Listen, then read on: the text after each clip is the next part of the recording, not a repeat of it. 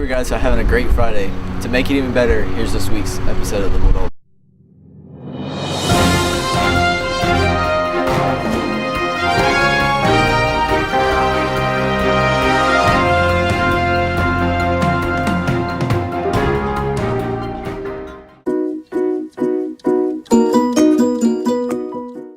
How do you feel about online registration? I would rather use it on paper because I don't like technology. Well, I've only filled out the paper part and I haven't done the online part yet, so. Online registration. I feel like it probably won't work because not everyone has technology. Well, it's probably going to make it easier for whoever puts their schedules together. What are your opinions on students signing up for their classes online this year by themselves? I think it's a great idea that kids take responsibility and sign up for their classes online. But I do think it's important that everybody realize that the classes that they sign up for are the classes that they will get. We make the schedule around the classes that you pick. So if you sign up for advanced health, then you're going to get advanced health, and we build the schedule that way. So don't not sign up for AP just because you're going to take journalism, and vice versa. Sign up for the classes that you want, and they make the schedule work around what you need.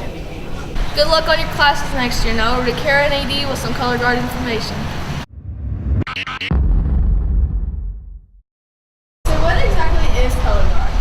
Colorguard is the visual representation of the marching band, and while the band is playing their music, Colorguard is usually either in front or behind them, spinning flags, rifles, sabers, or even just dancing. And we're just supposed to show the visual ensemble of our show.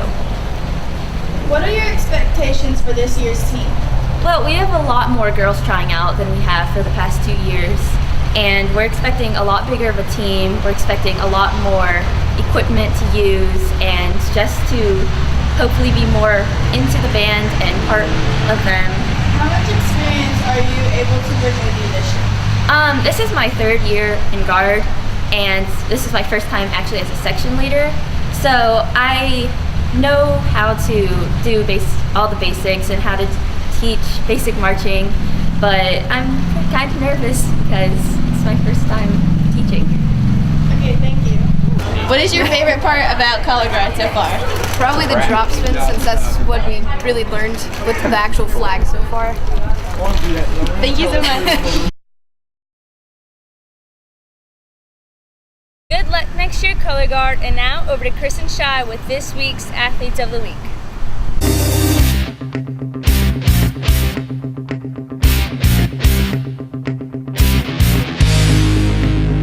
This week's Female Athlete of the Week is Janae Kearns. Janae was one of the many athletes that participated in the Onslow County Special Olympics this past Friday at Northside High School. Here's what she had to say. How does it feel to be Athlete of the Week? It feels very excited because I really won first place in standing long jump, second place in the softball throw, and second place in the 50-meter run. And I really like to join the Special Olympics because I was wearing a shirt, my Special Olympics t-shirt, and I really love to be in the Special Olympics because I have 3 awards, and in my room I have a lot of awards, and I like Special Olympics because I really like to run. Alright, what was your favorite event at the Special Olympics? 50-meter run, because I am faster than all the people in Special Olympics, and I really like to just move my arms and legs, and it's because I like to run faster. And then as I was running faster, everyone just cheered for me, and there was a lot of people who came to see me, and there was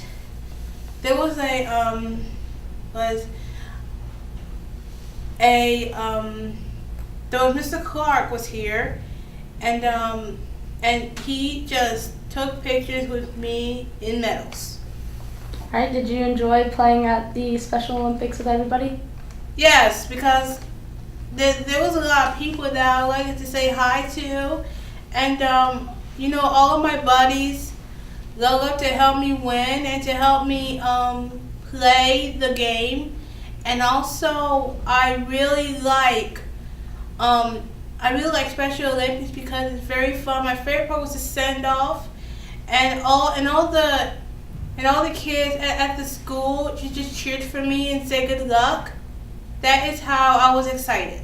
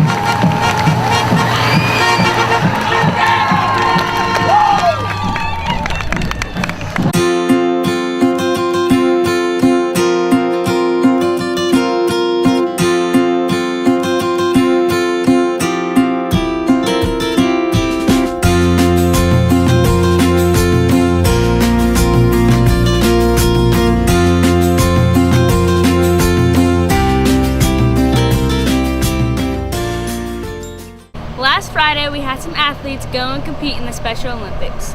We were able to catch up with them and see how it went. What did you do at the Special Olympics? The running. And what else? Remember you did the shot put, right? Yes. And you did the long jump? What was the best part? What was your favorite part? The running. The running? Why was it the running? Because I was the first one there. What did you do in the event? What did I do in the events? Alright, well, I did long jump, I did running and shot put, and it was really fun.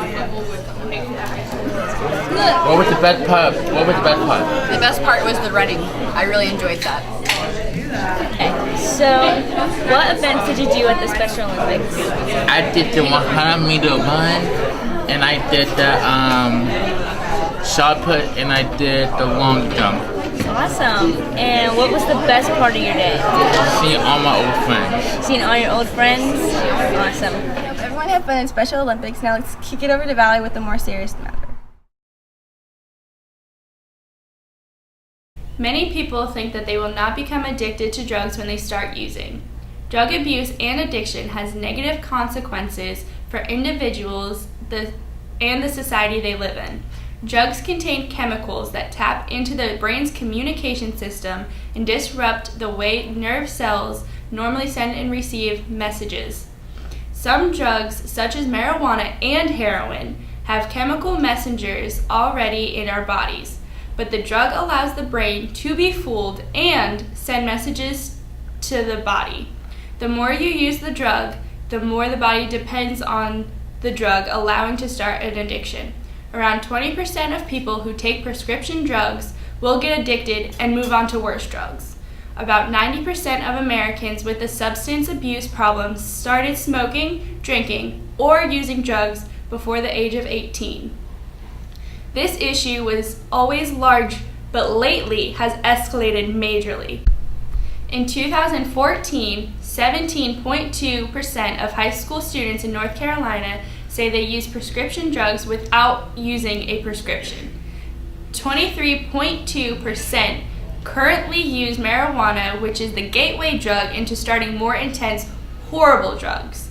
In 2014, between January and June, there was 151 drug overdose EMS calls. Drug addiction is preventable. Stay involved with your community, see how much people care about you, and don't let them down. We can stand up against drug addiction. You will not be judged for using drugs or being addicted. You can get help and move on from this addiction.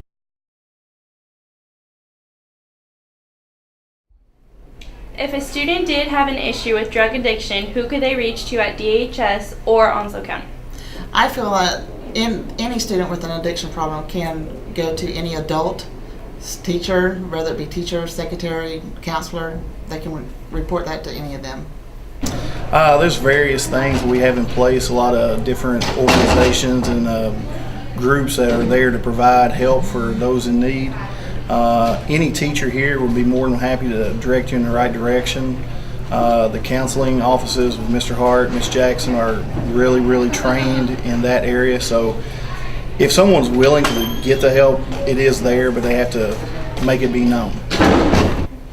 How could someone help a friend who is struggling with drug addiction without getting them in trouble? Anybody with drug addiction that's a friend would definitely need to report them to someone. It's not getting them in trouble, it's getting them help that they will need. Well, the first thing they got to realize it's not telling on someone, it's helping someone. So when people are saying, well, I don't want to get my friend in trouble, you may be saving your friend's life.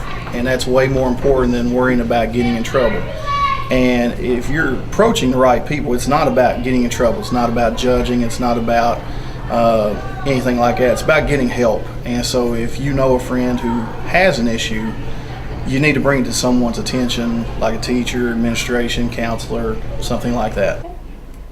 Can a student reach out to any officer or teacher about drug addiction and not have to worry about legal issues? Yes, definitely. They can reach out to them because they're seeking help and letting them know that they have an issue, so therefore it needs to be taken care of. A few weeks ago, we talked about the things we can control in making positive decisions. Today, I want to share a story with you about Len Bias.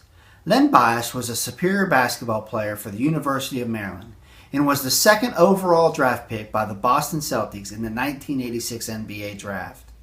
He had a great future, and being drafted in the NBA was a dream come true for him. Tragically, just 2 days after he was drafted, he was found dead in his dorm room with a large amount of cocaine in his system. Here is a guy that had a bright future and was about to make millions of dollars. All of this gone due to decisions that were made, to be honest, probably a few years earlier, maybe even when he was in high school. This is a pivotal time for you, as your decisions can have an impact on the rest of your life. Here's what I will tell you. It is okay to say no to any kind of illegal drug, and it is okay to remove yourself from people who may be involved.